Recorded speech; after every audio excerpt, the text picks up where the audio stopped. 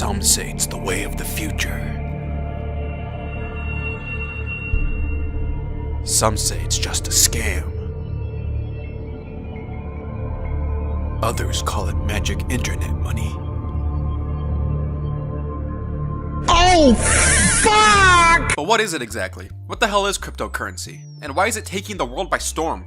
Well, at its most basic definition, cryptocurrencies are just mediums of exchange. They are a means of carrying out a transaction, digitally. They are virtual currencies completely independent of government control or any central authority, entity, server, you name it. They are completely their own thing, which means you don't have to go through a bank in order to process a transaction. Now, this is an important aspect that I'll get back to later. And you might be saying to yourself, well wait, if there's no central authority to run the system, how are transactions maintained and verified? How is this crypto stuff even valuable? Where does the supply of it even come from? Well, now let's go to what cryptocurrencies are at their most basic technological level. And in my explanation of cryptocurrency, I'll be using Bitcoin as the main example. Hopefully you've all at least heard of Bitcoin by now. I can't imagine anyone not hearing about Bitcoin after its recent public craze. Everyone's talking about Bitcoin. My grandpa's talking about Bitcoin. So, we start with this thing called the blockchain. The blockchain is a public ledger of all transactions that have ever occurred on the Bitcoin peer-to-peer network. It's just one long record book, dating all the way back to when the first Bitcoins were created in January 2009. And so long as transactions continue to be made with Bitcoin, the ledger will continue to grow and build on itself. Hence the reason why we call it a chain. Since this ledger is made public to everyone and will continue to have its information distributed and digitally synchronized all across the world, it will always share the same information on it. So me sending 1 Bitcoin to my friend is a transaction that is publicly recorded on this blockchain ledger. And when that transaction takes place, everyone who does have a copy of the ledger will be notified of an incoming transaction taking place on the Bitcoin network, and will then work to verify that the transactions taking place are valid and real. These people who keep track of the ledger are also known as miners. Why? Well, we need to get deeper into what the process of verifying transactions looks like. In order for a transaction to even occur in the first place, you need to have a digital wallet on the Bitcoin network. This wallet will include 2 things, a private key and a public key. The very existence of these 2 keys is crucial to the whole cryptographic nature of cryptocurrencies. In order for your transactions to be securely encrypted and be authentic, they need to have these 2 keys involved. So say you want to send a transaction to someone that says, I send 20 Bitcoins to Jimmy. Well, in order for that message to be true, it needs to be digitally signed by my private key, which basically functions as your own personal identifier, or your digital signature. So only your own private key is able to create a new message.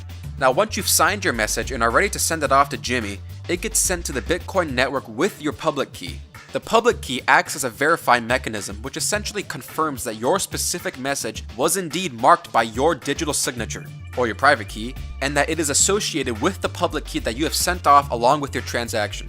Now here's where we get into the whole mining aspect of this process. Once your transaction is sent off into the Bitcoin network, and is subsequently announced to all the people who are maintaining the blockchain ledger, these miners are now tasked with the fun job of having to use computational algorithms in order to verify the validity of each individual transaction. This process basically ensures that no fraudulent transactions are taking place, and is done through a process called a cryptographic hash function. More specifically, the SHA-256 hash function. Now I will not be going into the details of what that looks like, because look at this. But this process essentially means that your computer will be trying to guess and check 2 to the 256 computational algorithms in order to get the right answer. The probability of being able to guess the correct input is 1 in 115 quadrillion. 1 in 115 quadrillion. Yeah, there's a reason why these cryptographic hash functions are trusted in so many of our modern security systems. This system of solving cryptographic hash functions is what helps to prevent what's called double spending, where someone tries to spend the same Bitcoin twice. But through this process of essentially solving math problems, the miners are able to confirm a transaction, which will then be added onto the blockchain ledger. Now this process of verifying is by no means an easy task, nor is it a cheap one. People will spend hundreds of thousands of dollars creating these mining rigs and jacking up their electric bills to enormous heights just so they can be the first ones to verify that transaction and add on to the blockchain. But why? Why buy all these graphics cards and blow out your electric bills for this? Well, for your work in adding on to the blockchain and successfully verifying the transactions that occur on the Bitcoin network, you get rewarded in receiving some brand new Bitcoins straight into your digital wallet. And as of today, for successfully adding onto the blockchain, you will be rewarded with 12.5 Bitcoins. You know how much one Bitcoin is worth at the time of recording this video? $8,626. Hell yeah. This is why the entire blockchain confirmation process is called mining. The analogy being that you're mining for new Bitcoins, and that mining takes work, computational work. So this is where we get our gold mining analogy from. And here's why people are spending thousands of dollars on this kind of machinery. Because it's not just a matter of you solving a hash function, you need to be the first to solve that hash function and create the new block, because that's how you get paid. And that's why there's this race to build the biggest and most powerful mining rig out there, so you can be the first to solve those damn algorithms and get your hands on some of that sweet digital gold. But that 12.5 reward number won't stay like that forever.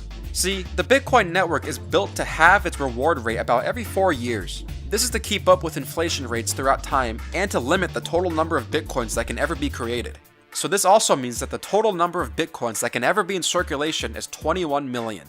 Now, one of the main arguments made about this is that it will lower the revenue that miners receive as time goes by. However, if the supply of new Bitcoins created decreases every 4 years or so, then theoretically the demand for Bitcoin will also increase, which should keep the reward for receiving Bitcoins at a good cost-benefit ratio. But that's Bitcoin for you. But why is it even valuable? Where does it get its intrinsic value from? Well, an easy answer to that is just the basic rules of supply and demand. The market gives it its value, and others will also say that it's because of the promising technology and cryptographic features that cryptocurrencies offer. And that's true as well, though there are objectively much better cryptocurrencies out there than Bitcoin, like Litecoin, which can process transactions much faster than Bitcoin, or Monero, which is even faster than that, or Ripple, which is even faster. Right now though, there's just a lot of hype surrounding cryptocurrencies, which is kind of influencing the price of these coins. I mean, honestly, most people I know and most people on the internet just like to spout about how this is gonna be the next Bitcoin, buy, whoa! And I think it'd be better if a lot of that would just die down, because it creates the impression of crypto being some kind of get-rich-quick scheme. Now, that's not to say that these coins are all useless or anything, but you'll want to make sure to see which coins actually have the best opportunity at being widely adopted and that hold some genuine utility. I'd recommend reading the white papers of any new coin you look at. That's generally where you'll get the fundamentals on any coins. And if you're really serious about getting into the whole crypto trading business and want to know more about certain functions of the crypto world and how to get started in all of it, there are plenty of YouTubers and news articles out there that are doing their best to inform people on this topic. Now, aside from all the rabid hype surrounding cryptocurrencies in general, there are those out there that really do believe in the potential of this technology and what it could mean for the future of financial exchange and worldwide commerce. One of the basic underlying premises of cryptocurrencies are that they'll do away with banks completely. That's huge. Personally, I'm not so sure that that'll be the case, but that idea has definitely made some banks keep an eye on crypto.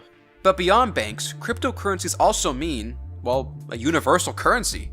And this can be very good for those living in underdeveloped nations, or shithole dictatorships, whose currencies are either inflated to all hell or are made completely worthless, and the inhabitants of such countries have no other way of going about basic commerce but to use that worthless currency.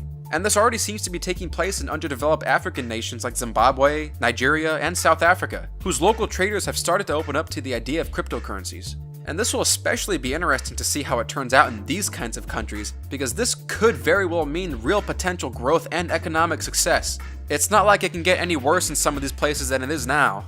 Even a place like Venezuela is adopting cryptocurrency, and that place seriously needs it. That'll be one hell of a way to go around your socialist dictator's economic boot. Hang in there, people. And at the end of the day, despite its still current volatile and uncertain nature, cryptocurrencies do have some serious worldwide political implications. And I'm down with that. So now some of you might be asking, hey Juice Boy, do you invest in cryptocurrencies? And the answer to that is, you bet your ass I do. I'm into all this shit. Bitcoin, Litecoin, altcoins, you name it. Except not the meme coins, or shit coins as they're commonly called. Yeah, let's all go out and buy some of that pot coin, or dope coin. Yeah, sure. It's more than just a currency, it's an experience. Or how about that FAP coin? Yeah, all you masturbators out there, they've got the coin just for you. They're capitalizing on that porn industry, damn it. Look at some of these features, guys. They've got privacy and discretion, fraud prevention, and low processing fees. I'm not making this shit up, dudes. We need our FAP coins. Join the fappening. Hey Japan, I've got some sex coin for you. Sounds like you guys need it. Or how about this one? Fuck token. Fuck yeah. It's the social currency that aims to help everyone around the world give a fuck. Hey, it looks like there is an actual shitcoin out there. Shitcoin.io. Shit has been dumped. Spread it far and wide. Shitcoin.me. Smart, harnessed, interconnected, turbulent. Yeah, you forgot stinks. Well, shit, guys. You've heard it right there. Shitcoins are the way to go. Oh, and on a side note, I am not a financial advisor, nor am I purporting to be one, so don't listen to any investment advice from me. Seriously. That's it for this episode. This has been Political Juice. Thanks for watching.